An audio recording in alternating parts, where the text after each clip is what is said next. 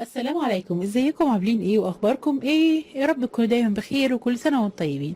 النهارده هعمل معاكم فيديو جديد. احنا لسه مكملين في فيديوهات رمضان. لو عندك جركن دوني هنعمل بيه فكره جميله قوي. يلا بينا نشوف هنعمل بيه ايه. اول حاجه هعملها هجيب عندي ورقه وهبدا هحطها فوق جركن الدوني بالشكل ده كده، بحيث ان انا احدد الاطار بتاعها داير داير، علشان اما اجي اعمل الرسمه اللي عندي اللي انا هعملها ما تطلعش كبيرة ما تطلعش صغيرة. دلوقتي هجيب عندي غطا. انا هنا جبت غطا علبة سمنة او اي حاجة عندنا مدورة، وحاجة اصغر شوية. وهنا جيت رسمت هلال. بعد ما رسمت الهلال بقى عندي بالشكل ده، هجيب ورقة وهقسمها بالنص وابدأ اعمل عليها قبة جامع بالشكل ده كده، وهقصها واحطها في نص الهلال وهبدأ ارسمها. وهعمل كمان مأذنة جامع وراها. هبدأ اقصهم بقى، الرسمة اللي عندي دي هقصها كلها علشان اقصها وافرغها علشان ابدأ انزلها على جركن الدوني. احنا ممكن نعملها بستيكر، نرسمها على الستيكر ونفكها ونلزقها على جركن الدوني ونبدأ نفرغ حوالين الستيكر. هتبقى اسهل برضو، هتبقى كويسة، بس انا عاملاها بالطريقة دي.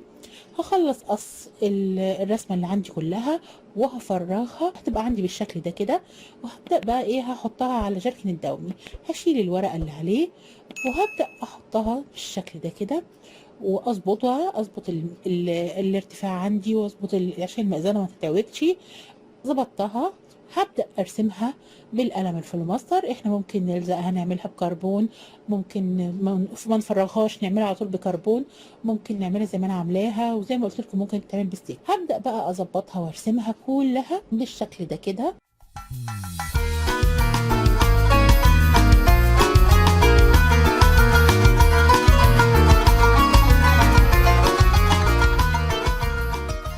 هحدد كل التفاصيل اللي فيها علشان لما اجي اقص تبقى التفاصيل اللي عندي باينه.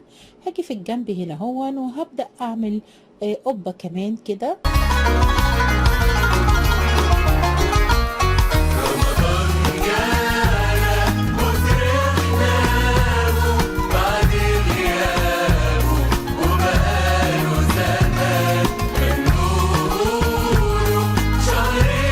وبعد كده هاجي في الجنب الناحية التانية في الحتة الطويلة دي هعمل مأذنة طويلة. بعد ما خلصت الرسمة كلها بقت عندي بالشكل ده، هبدأ بقى أفرغ. هجيب القطر وهبدأ ان انا افرغ الاماكن اللي عندي، اعمل من جوه الاول. يعني انا هشتغل من جوه، افرغ من جوه عشان الجركن يبقى ماسك نفسه.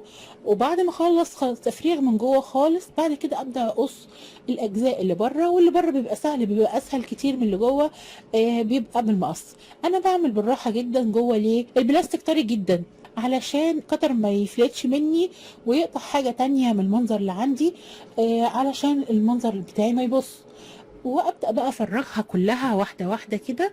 هي زي ما احنا شايفين كده فرغت كل الحاجات اللي جوه الاول بالراحه كده وعلى مهلي. بعد كده هجيب المقص، هبدا بقى اقص الاجزاء اللي بره كلها بالمقص علشان المقص اسهل كتير.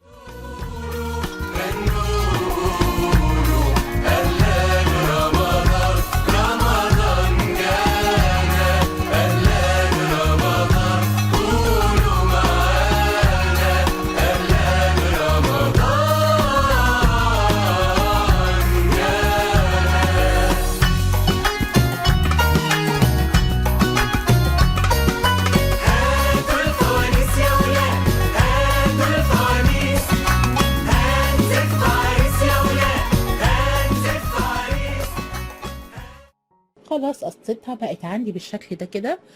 الخطوة اللي عندي دلوقتي الدهان.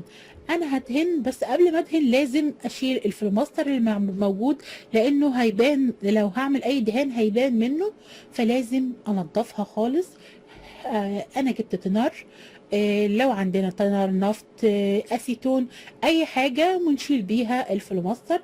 بس هو التنر بيبقى حامي شوية، بيبقى سهل ان هو بيشيل. احسن حاجة بتشيل التنر.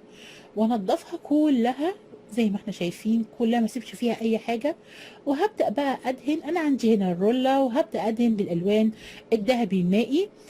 طبعا احنا ممكن ندهنها باي الوان احنا حابينها، باي دهان لكي برضه هيبقى كويس جدا.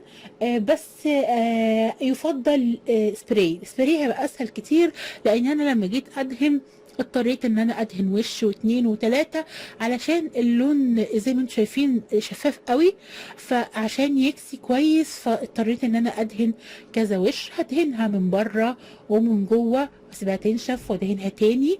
انا كده دهنتها زي ما احنا شايفين باللون الذهبي. احنا ممكن نرشها سبراي على طول زي ما قلت لكم. المره اللي فاتت لما عملتها اللي هي المركب كان برضو كان شكلها جميل قوي. انا بس عايزه قبل ما اكمل، طبعا انا لسه هدهن دي، بس انا حبيت اعمل منظر تاني هوريه لكم نكمله مع بعض. بعد كده ندهن الدهن الاخير. المنظر اللي انا عملته زي ما احنا شايفين، انا جيت هنا رسمت هلال ونجمه، جيت تحت عملت برضو زي جوامع كده تحت اهي، تحت النجمه والهلال في الحته اللي هنا دي. والناحيه التانية انا ممكن كنت عملت الناحيه التانية نفس الحكايه، بس انا حبيت انوع عشان اوريكم كل حاجه. جيت الناحيه التانية وعملت فانوس، جيت رسمت الفانوس. الاول انا كنت هعمل فانوس بالشكل ده اهو، حسيت انه زحمه قوي فعملت الفانوس ده. طبعا ممكن نعمل الفانوس اللي احنا حابينه بقى. ف وانا بعمل لقيت نفسي بعمله ان هو يبقى متعلق بالشكل ده كده، وعملت جواه شمعة شكله بقى جميل جدا. طبعا الناحية التانية منظر تاني، بس انا عملت دي وفرغتها. وعلى فكرة دي الايد، الحتة اللي هي الجزء بتاع الايد مش الناحية التانية، الجزء اهي بص بتاع الايد انا فرغته من هنا كده وعملته بالشكل ده.